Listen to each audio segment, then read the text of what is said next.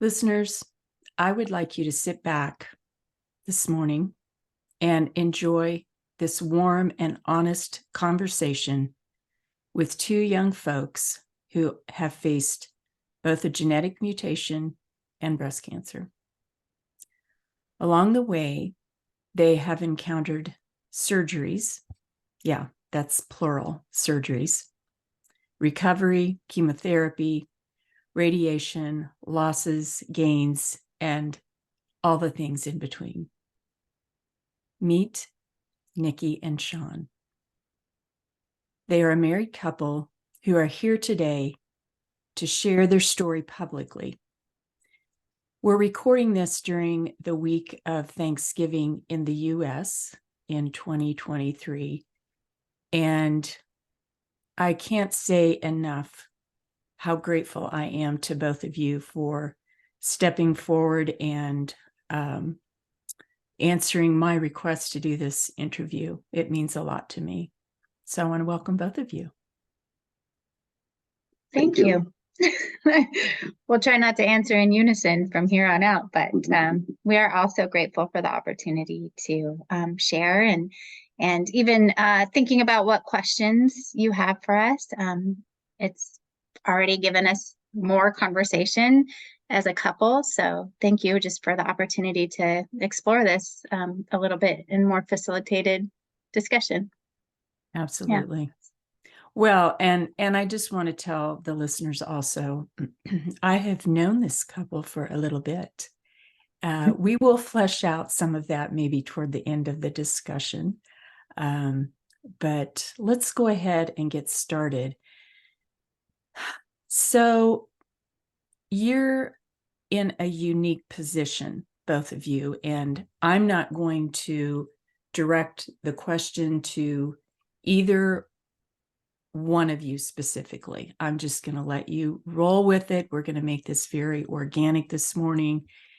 Answer as you feel fit. If I feel there's something specific one or the other of you needs to answer, I'll let you go with that. So, but you are in a unique position, like I said, to describe both being a BRCA genetic mutation carrier. We all have the BRCA gene, but you're a genetic mutation carrier, and also having breast cancer.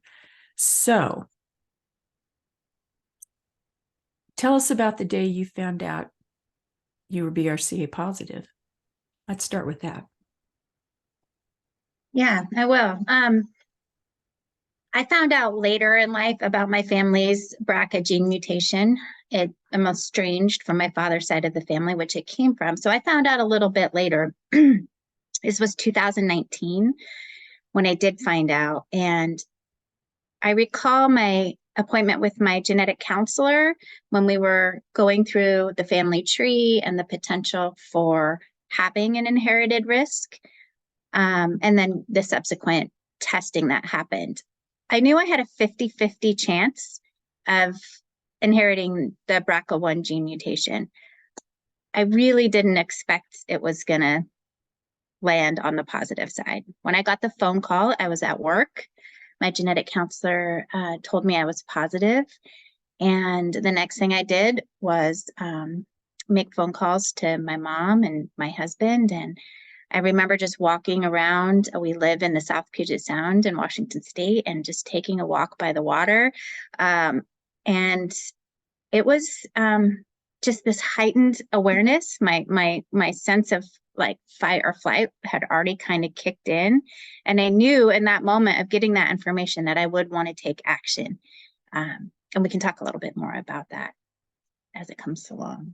What about you? How was that to learn that I carried it? And one piece of it is, you know, now we have to consider whether or not our two sons may be carriers in the future. But what was that like for you? Initially, I wasn't terribly concerned. I mean, obviously it wasn't news that I wanted to hear, but also I think my attitude was, initial attitude was just positivity, and we got this. No problem. You know, just one more thing we can conquer. and I think that's at least how it started. Of course, a lot of emotions start to sink in as time goes on, of those next few weeks, and actually, with you're in the BRCA situation, it turned into years with the surgeries and recoveries, and and then of course only to find out 2 years later, after we thought we had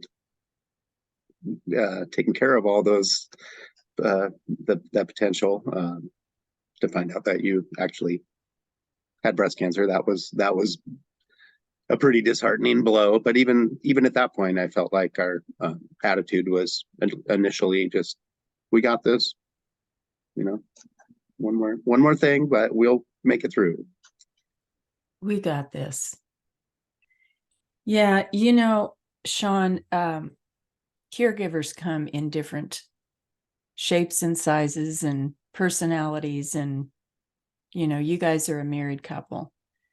That's a positive statement you just made. We've got this, because we all know that not everyone is as fortunate to have someone living with them, whether it's a married partner or whatever form your partner comes in, to be there when you get home, to be there when you get this news. I like that. We've got this. That had to get you through a lot of moments, I would think, Nikki. No, it did. Yeah, I remember one day just standing in the kitchen, the two of us hugging and just crying. And mind you, I think we jumped from getting the BRCA diagnosis to getting the breast cancer diagnosis. So I'm going to backtrack just a little bit and talk about some of the steps that happened in between. Please.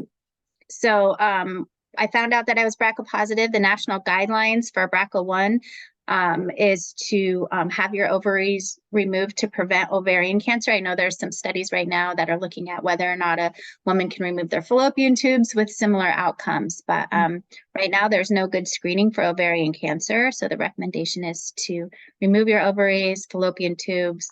For some people that may include their uterus. And so I went ahead and did that within months of finding out about my BRCA diagnosis. I was also planning for my double mastectomy and reconstruction, which I know we'll get into that a little bit as well. And then I also chose to go on hormone replacement therapy to kind of counterbalance, what was taken away with the ovaries being, under 40 at the time. We can go into that a little bit later too.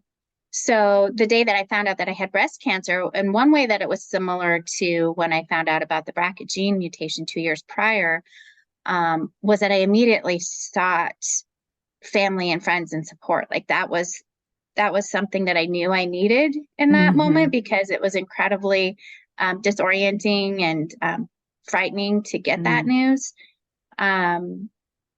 And what was different was that when I got the breast cancer diagnosis, it just felt just devastating. Whereas I think with the genetic mutation, we felt like, okay, we knew what our plan was, right? And I think in that early stage of breast cancer diagnosis, when you don't know what's happening next, that is the most terrifying part of it. And so that was something that was different. Felt like you had some control over. Yes. That's what I was going to say. See, didn't have the genetic mutation. I had the genetic testing, but I didn't face that part of it. And in my mind, listening to both of you, I had breast cancer twice. It's that overwhelming sense of, oh my God, now what? Whereas the genetic mutation, you drove the decisions on that a little bit more. Sometimes the disease drives the decision. Does that make sense? Yep. That's very good distinction. Yeah. So did you, and yes, I'm glad you brought up the fact that you were under 40 before all this happened, correct? Yeah. So did you have your oophorectomy? Did you have laparoscopic surgery? How was that recovery? I did. Yeah, that was not bad at all. As far as physical recovery, getting thrown into surgical menopause was really intense. I wish there were a few more, I wish medical teams were able to help BRCA or other genetic mutation with predisposition to cancer, who are recommended to have that surgery done, how to kind of deal with the aftermath a little bit more. Some more natural remedies, time, because it was immediately that I was just a puddle of emotional despair. It was very difficult to regulate my hormones. After that, I was in a lot of pain, similar to women who, are experiencing things with aromatase inhibitors if they've had a hormone positive breast cancer and they have to suppress those, or for women who have gone through natural menopause. Like, everyone who has to do those hormone shifts knows what that feeling is. But imagine if you're like going into natural menopause and you're on the freeway and you put your blinker on, you're going to take this exit and it's much more gradual, whereas this is just exactly. So I was unprepared for that part, I think. And that was the most difficult part of the recovery for me. The surgery itself and the pain and all of that stuff was fine and manageable. And it was the aftermath. Much tougher than me. Yeah. Well, and I mean, okay, let's just be realistic about it, Shawn. When she's in an uneven keel through no fault of her own, through hormone imbalance, I mean, hormones, everybody has them. I think about, when we go through pregnancy and how thrown off we are. This is a totally different experience. So, when those hormones are thrown off, you kind of have to recalibrate that, offset that. Yeah. I mean, well, and I think you're not only is she and, me too, coping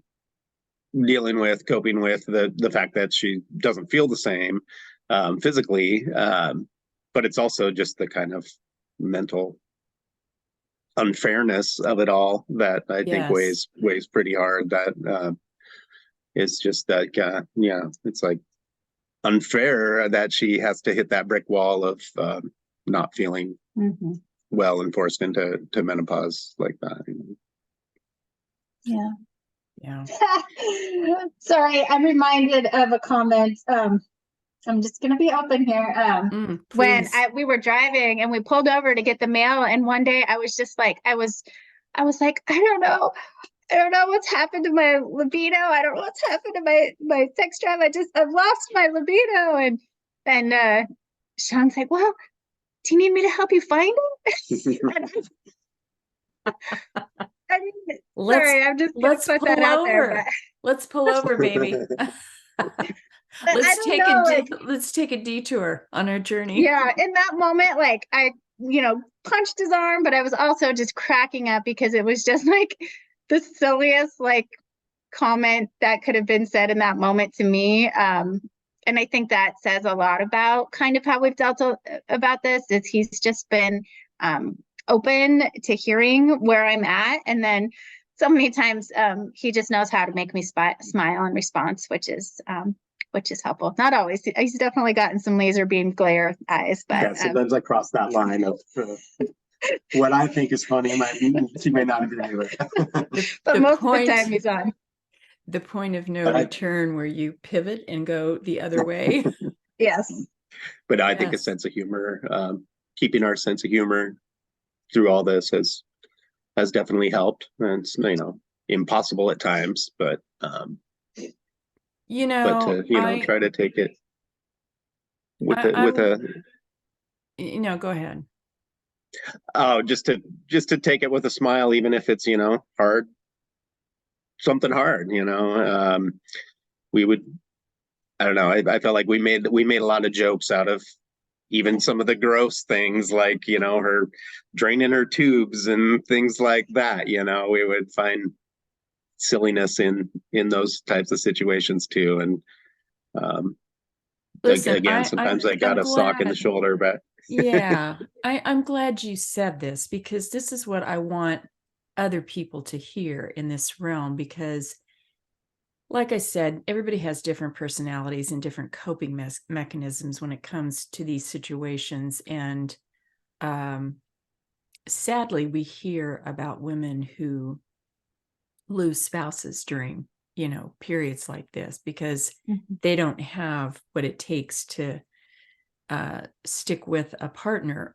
Perhaps there were issues before, and then this just makes it worse. But having a sense of humor, I feel, is so important. I feel it's so important. It kind of equalizes the situation. So I hope that others are listening to that. And I think it's a very valuable comment from both of you. So I'm glad you added the funny part too there.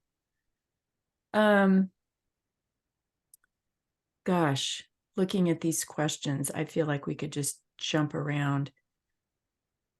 Okay, so you had your oophorectomy, Nikki, and then you said you were already planning your reconstruction. Let's touch on that a little bit. So there are a few different options for people in the BRCA gene mutation carrier situation. And surgery is one of those options to help prevent. There's increased screenings and different things. But for me, I'd already gone through surgery. It seemed like the safest, clear the deck. Let's just get any tissue and things out of here. So I was already planning that would be my next step. So about a year after my first surgery, I was able to have a DIEP flap reconstruction. And I made that decision after much contemplation about what I wanted to do. Do I want to go flat? Do I want to have implants? Do I want to try to phase this out? How am I going to fit this into my insurance calendar year? There's so many decisions, as we all know, that go along with this. No kidding. But when I learned about the option for using my own tissue for DIEP flap, I definitely explored that more and more and more until I felt comfortable making that decision, because it just felt right for me. Yeah. So you seem, in knowing you over the years that I have, you seem like a bit of a purist. That's why I made the decision for DIEP, because it was using my own tissue. Now that doesn't mean it's right for everybody, but we same kind of thinking. Yes, I didn't really want anything foreign. Yes, I have piercings and tattoos and that kind of thing, but I didn't really like the idea of having an artificial implant in my body. It didn't feel like that would, I'm a pretty sensitive person. I, kind of princess in the pea kind of feeling, like if something's not quite right in my body, it's going to really bother me. And I was fearful that implants would create that uncomfortableness for me. I'm sure that lots of women feel completely comfortable with their implants, but I knew I would feel more comfortable using my own tissue. So that's the route we went. Yeah. Princess in the pea. I like that analogy. That's a good one. Yeah. Well, okay. So you had your DIEP flap, and just for the listeners, DIEP flap stands for deep inferior epigastric perforators, which is using your own tummy tissue, the underlying skin and blood vessels, actually disconnecting it without compromising the abdominal muscle, and transferring it to the breast to create new breasts after mastectomy. That's just the 10,000 foot level for the listeners. So you had your DIEP flap, you had subsequent fat grafting, which was, I don't know, was that about 4 months after your DIEP flap to achieve symmetry, fill in some areas? I think it was closer to 7 or 8 months. There was a reschedule in between. I think it was a storm. We had a storm here in the Pacific Northwest, and I couldn't fly out. Yeah. Snowing. Yes. I remember because that. I did travel. Yeah. I remember. Okay. That was like the morning that she was supposed to be flying out. It was like, it was supposed to be in February, right? Yeah. Yep. Oh, yes. Snowmageddon. And so it ended up happening in May, where I got my my flaps underneath my breasts removed and a little fat grafting to even everything out. I my DIEP results are fantastic. I'm really, really happy with how they turned out. You had a So great that's, surgeon. yes. Yep. So yeah, so that was in May of 2021 that I had that second phase done. And then I'm like, should we just go right into it? Yeah. Mhm. So I was taking care of my scar area and paying close attention and starting to do a little massage. And I noticed in the real far upper corner, in my armpit, the axillary or breast tail, there's tissue that can come all the way up here. And I had a small lump. I was seeing a physical therapist at the time for just lymphedema, and she'd been treating me after my surgery because there's lots of good benefit in having a lymphedema therapist after your surgery, regardless of cancer diagnosis. 100%. Yeah, and so I asked her to please take a look at this lump, and it was concerning to her too. And so we immediately reached out to the high risk nurse practitioner that I was working with, and we immediately, she felt it. It was suspicious to all of us. I think what felt suspicious is, and what I recall in reading somewhere along the lines, is that it felt like the cut edge of a raw carrot, which is such a specific detail, but it stayed in my mind because it did have that like angular feeling. And I know lumps and bumps come in all shapes and forms, whether or not they're malignant or benign, but that one stood out to me. So I'm glad I spoke up for sure. And we, went through all the processes. I got my BI-RADS was 5. The radiation technician everyone was like, wait, but you've had a mastectomy. How could this still be? But they, did their due diligence, and we went through everything, and indeed was a tumor that was in this very small amount of breast tissue. And then it was also in 5 lymph nodes. So my staging after I had a lumpectomy after my DIEP breasts look very much the same. I now have a scar here because they could reach the lymph nodes and lump at the same time. And so it was considered a lumpectomy. And that was the breast surgeon. Correct. Yeah. With my breast surgeon. And after surgery and staging, I was diagnosed in June of 2021 with stage 3A invasive ductal carcinoma. I also had some DCIS in there as well. So yeah, I still developed breast cancer, unfortunately, in a rare situation.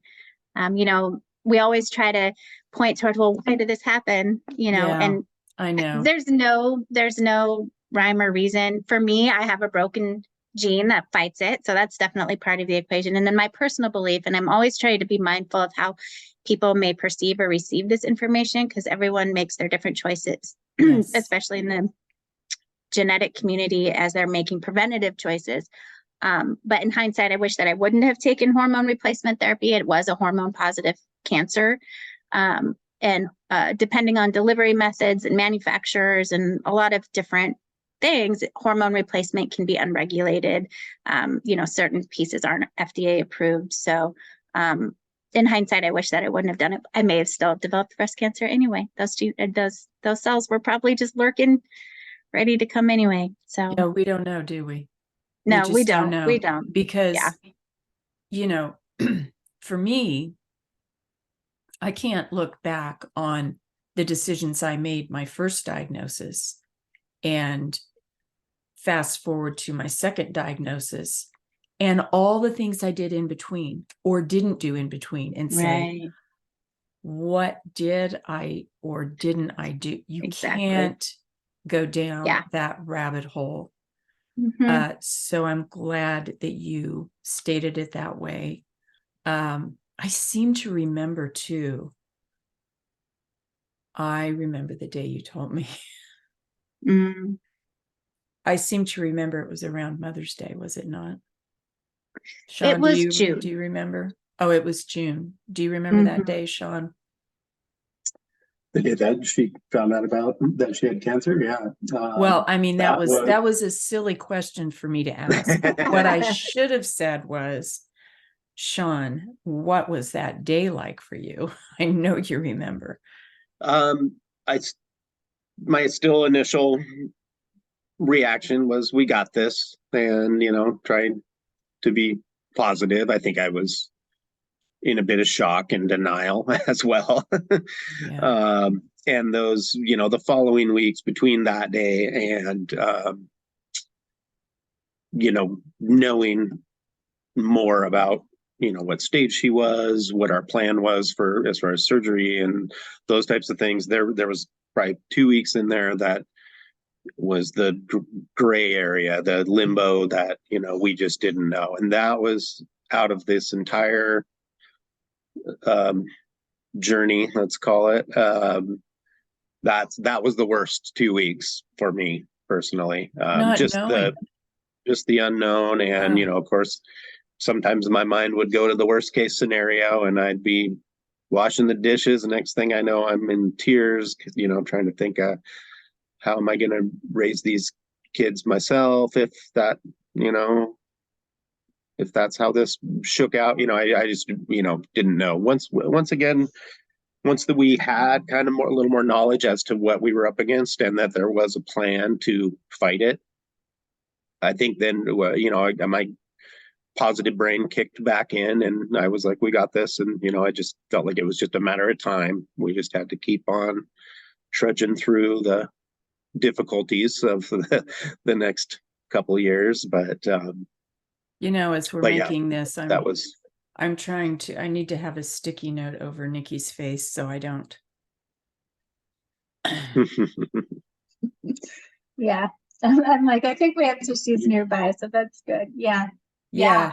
I mean, there were times we would just say our family mantra was, because it becomes so overwhelming, and there is that period, Shawn, that you spoke about, the unknown.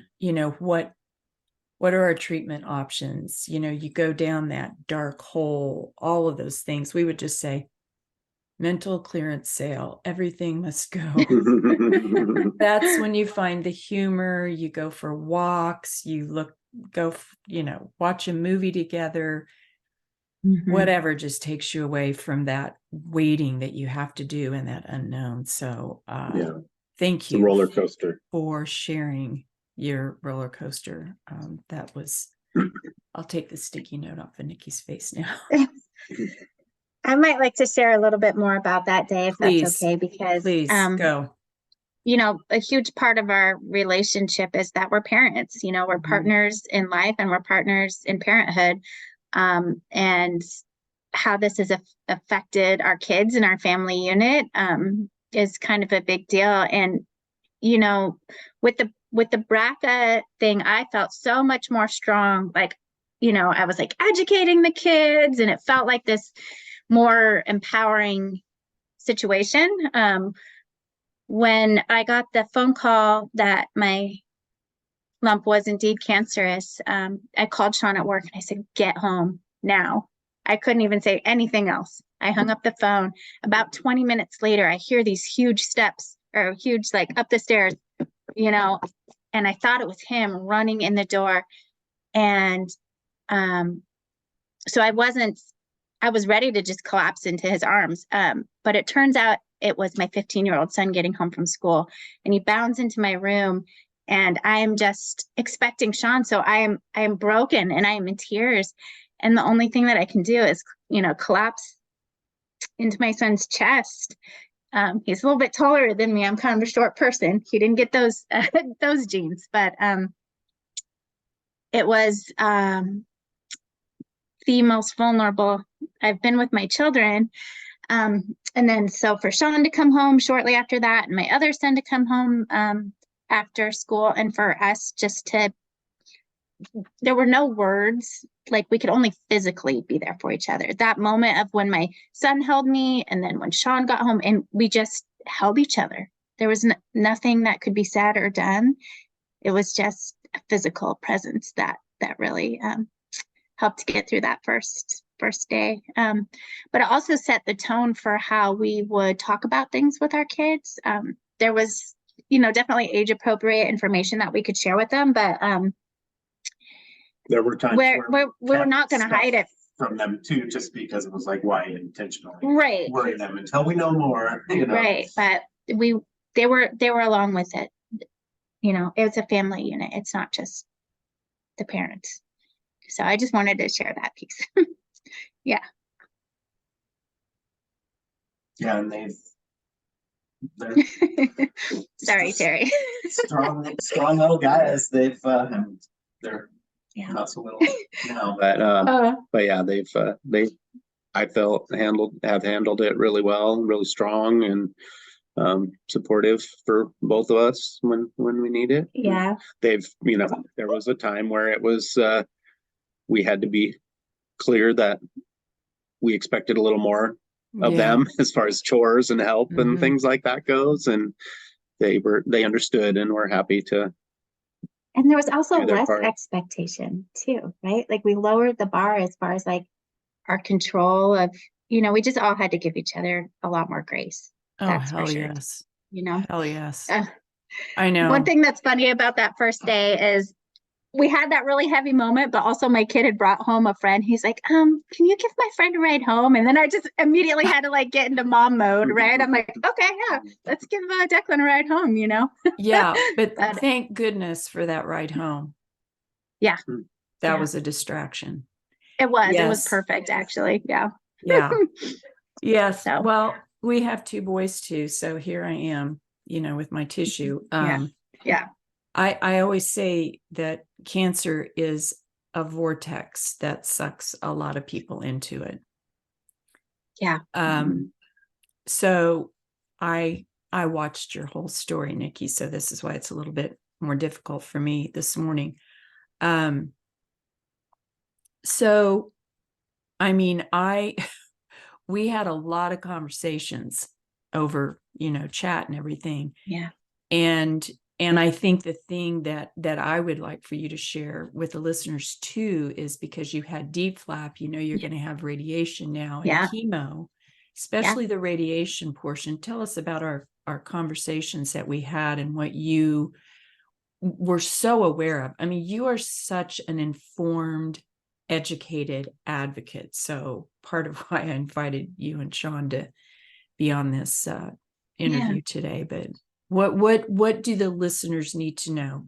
Because it happens. People have deep flap and they have a recurrence. It doesn't happen often, but it does. So what would you like to say to the listeners? Yeah. I think just continuing to have open conversations with your healthcare team about your concerns. Of course, they leaned on Terry in the group and was looking for that framework of other people's experiences. As you mentioned, it's rare, so there was not a lot for me to go on. So just kind of checking about what questions I should ask. What experience did the technician have, or the oncologist have with people in my situation?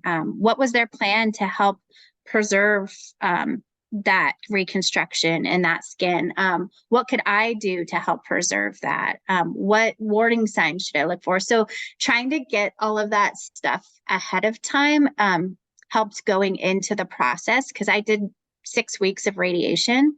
And to let you know what my radiation oncologist said was that he would go low and slow. He hadn't had a lot of experience with a deep flap, but he had with implants. And I think there's some similarities there as far as just it's the skin, right?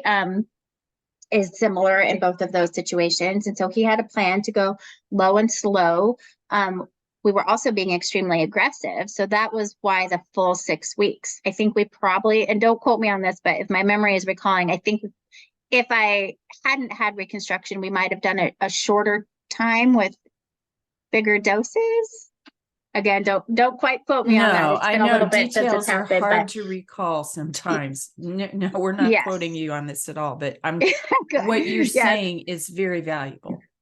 Yeah, and he was aware He had a plan that made me feel better. I worked with integrative oncology too. So this entire time, I just try to have the most full healthcare team that I possibly can, because everyone has a different perspective, experience, expertise, their own networks and communities of professionals and industry, thought leaders. So working with my integrative oncologist to find some what makes sense or not make sense for supplements during radiation period.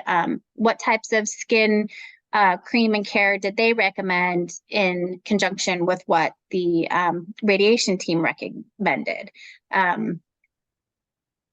Let's see, just communicating with my regular oncologist as well. And even after the fact, I had this weird thing happen where my whole breast turned red, bright red, nearly a year after radiation. And I was gift that keeps on giving. Yes. And so I was very concerned about that and came to my my oncologist. And, he said sometimes if you're wearing an underwire bra or something can trigger a radiation recall where your whole breast can turn red again. Anyway, I'm digressing. The main thing was that is not digressing. Yeah. Radiation recall. That is a new term to me. Okay, just this weekend, left side, itch. Was I having a radiation recall? Yeah, I don't know. I don't know. Thank you for bringing that term up. Yeah. But all that said, I followed the directions with my creams and my care, and I did burn. I peeled. But I healed, and my breast is great. It's nearly the same as it was prior to radiation. It might be a little bit tighter, but you wouldn't know unless I told you. I noticed it. Nobody else would. Yes. And it's not an uncomfortable tightness. It's just a little perkier. So yeah, the nipple held up well. I did have nipple sparing reconstruction, and so everything held up great. Yeah, it looks good. Wow. Yeah, you used a key word, and that's communication. It not only takes communication with couples, but communication with your healthcare team. And we are savvy consumers these days, but it takes a very robust individual, I will just say, and you've got to find your voice in this space with your healthcare team, and you've got to be able to ask them questions and really feel that you're a partner in all of your decisions, whether it's surgery, treatment, etc. Well, and that's what I learned from your group, Terry. I mean, it's informed, decision making, and also what I learned from my genetic counseling. Like, it all starts from that informed decision making. So I have a unique path that was the starting point for me. Like, these are your options. Now you're going to make decisions. And I think that actually really did help me through my diagnosis and knowing what I could do in that space. Because when you're just slammed into diagnosis, you may not even recognize that that's something that can be done, right? Like, you're just trying to get through to the next day. So it's a huge part. Yeah, it is. And I often felt, I don't know about you guys, but when we were going through this, being able to make those decisions and feeling like a partner in our decisions with the healthcare team kind of gave us a little bit of sense of control when you feel like you've lost control. Because if you can ask the questions and, kind of forward face them and say, hey, what if I don't do this? What's going to happen? Or what's an alternate solution to this if this isn't working out for me? And I think you've done such a great job of exploring all of that. So, boy, go ahead, Shawn. She encouraged my mom, who during this same time frame developed liver cancer, and she was we keeping up with her appointments and things that she was discovering, and she was oftentimes, I haven't heard back from them yet, it's been a few weeks, and Nikki was like, call them, call them every day. Nikki really encouraged my mom to be a little more proactive than she may have been otherwise. And just because she thought this is just the way it works. I just got to sit and wait. And, when I'm feeling like, no, time is of the essence, get the answer now, and so I think that was a big thing that Nikki was able to share with my mom and kind of get her to advocate for herself a little more, Yeah, it's interesting in life. We don't know what path it's going to go down, but I'm listening to you two. I think about the impact, and in a very good way, that you've had on your children. This has affected them. We don't always know long-term how it affects them. I still say that about, our two sons. Impacted them in so many great ways. Your own mom, Shawn, going through this, when you guys are dealing with your own stuff. So you have affected so many folks in so many ways that you didn't expect you were going to. So thank you for that. You've answered a lot of the questions that I have, and I'm looking at them here, but there's a big one here. So how, Shawn, you gave us the moment of the kitchen sink and going to the dark place and then switching the light and, going to a more positive. I mean, your life is forever changed. Let's face it. Your life is forever changed. How do you plan for your future now? I mean, how does it look different to you now than it did before all of this happened? I think like many of us, breast cancer kind of heightens life's experiences for us. It seems to have done that for both of you. We're definitely closer. Yeah. Don't take as much for granted. Maybe don't put things off as much as we would have previously. Got a little more fire under us to get things done, because I mean, you do never know when any of us our time could be up. So yeah, it's like these dreams that we've had for all these years, maybe we need to act on them a little more, be a little more proactive in making them come true. Definitely crammed in quite a few vacations. We went to Disneyland like right after she was done with radiation. I don't think she was ready, but I was ready. But she had the little scooter to make up for her lack of energy, and we made the best of it. That puts new meaning to that phrase. I finished radiation. I'm going to Disneyland. Yeah. I love that. Yeah, we had planned it. We had kind of scheduled the vacation thinking that she was going to have 3 to 5 weeks of radiation, and then they ended up going even longer. And but so even like when we went to San Antonio for surgery, like even having that time, like for me, my life is totally different because of so much introspection that had to happen. I think most of us have experienced trauma in life, and a cancer diagnosis is like the trauma of traumas, and it kind of brings all of those other things up. And for me, there was so much introspection and processing of those different things that have happened throughout life that I maybe didn't give the attention to that they needed at the time, has been a really big thing for me to be able to be more present now.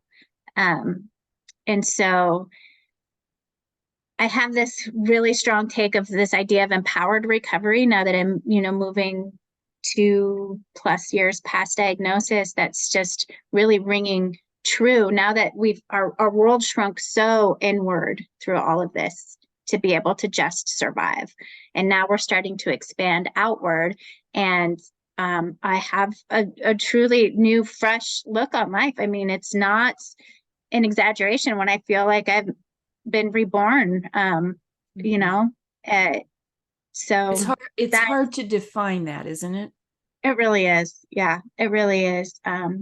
And there's still a lot of scary moments, but we have a lot more tools now in our tool belt to cope. I think one thing that was big for us for a couple, I would be remiss not to mention it in this interview, is we had an opportunity to go to the Harmony Hill Retreat Center in Union, Washington. It is free for people who have experienced cancers and a caregiver. Some people will go with their spouse, maybe a sister or a best friend or someone else who has been very present through their diagnosis.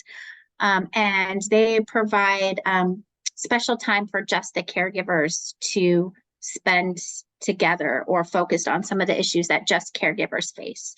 And I think that was really huge for us because I think Shawn might have forgotten how important he is in all of this too. It's not just about me being healthy and surviving and being supported.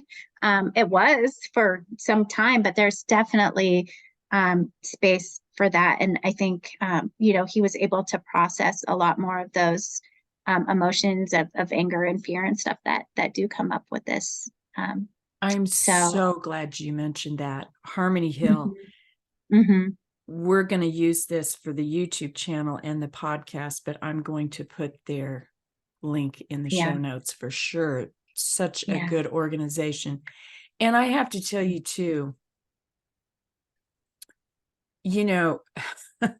as I've told the listeners, we've known each other for a little bit. I'm just going to do a little shout out here. Okay. I'm just going to do a little shout out. I'm going to take the moment.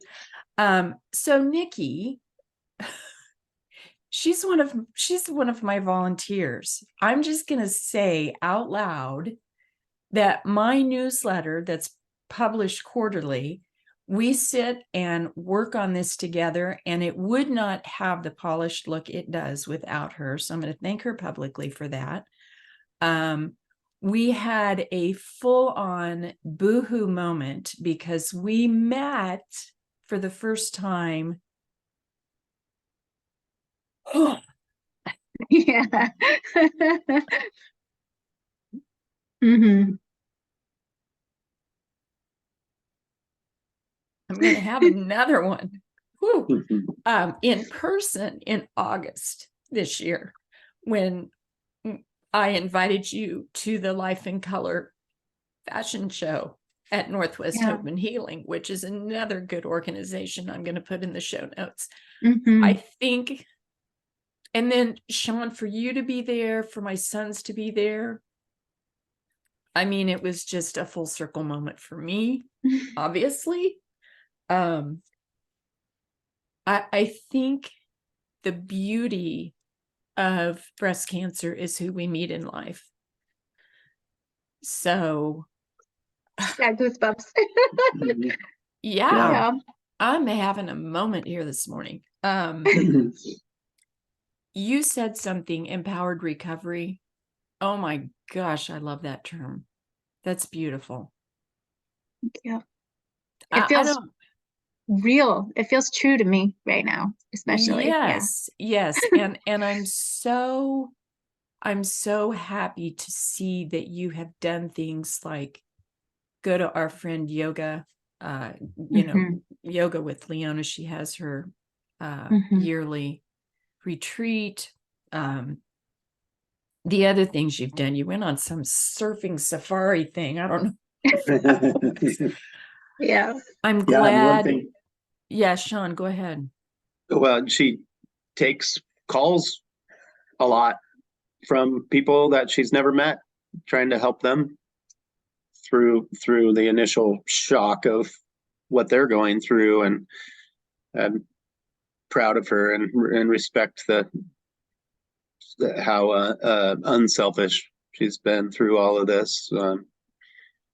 She wants others to learn, and if she can help the community through what she's learned, she wants to share the good, the bad, and the ugly. Yeah, hence us being here today. And and I think that's in my nature, Terry, but I've learned a lot of that from you and other people, like you said, that you've met through this. I don't think there's any coincidences. I feel like it's all been very meant to be the people who I've crossed paths with. Yeah, I do too. You Well, know, go ahead. ahead. No, go ahead. We're like the stop signs in Washington. You go. You know, I think the title of this is something about, you know, couples and cancer. So I was watching this Brene Brown clip the other day, and it talked about how partners are not 50-50. It's often 80-20. And for so much of the cancer piece of it, you know, I'm the 20 and Shawn's the 80. And I just want partners and caregivers to know that you can have your 22. Like it's okay to feel like you've depleted your energy reserves, and that whether or not your partner has that 80 to fill, you know, now that I'm past and I'm starting to get my strength and vitality and things back, I can certainly be that 80 on most days if he needs that 20. But if you're both low, like making a plan, Brene Brown suggests, and understanding that and checking in and back to that communication piece is just as important with your partner on where you're at and what you can handle, and knowing that it's okay to not always be the super strong person if you're in that caregiver role. It's okay to 100%. Well said. And I mean, you know, we just like Shawn because he likes koi ponds. I mean, he's got that zen about him with the koi ponds. You knew I was going to bring it up, Shawn. That's a whole nother story. Maybe I'll do a podcast someday on koi pond survivorship. Yeah, how those kois can make it through the winter. Exactly. Again, I'm talking to Nikki and Shawn. I can't thank you guys enough for doing this morning. I obviously needed a cleansing session. You provided that for me. I knew it was going to be a little touch and go. Love you both. Thank you, Terry. Thank you. Yeah, thanks for having us. Yeah, really appreciate it. We'll get this one out, and I think it's going to hold a lot of education and a lot of meaning for a lot of folks. Thanks again for joining me. Yeah, and if anybody's on the journey and they feel like talking further, they can find me there and reach out if it's anything BRCA or radiation or any of it. Thank you. Happy. Yeah. Thank you. Hey, happy Thanksgiving, you guys. Thank you. Gobble till you wobble. Deal. Take care, and thanks again for joining me. Bye-bye. My pleasure.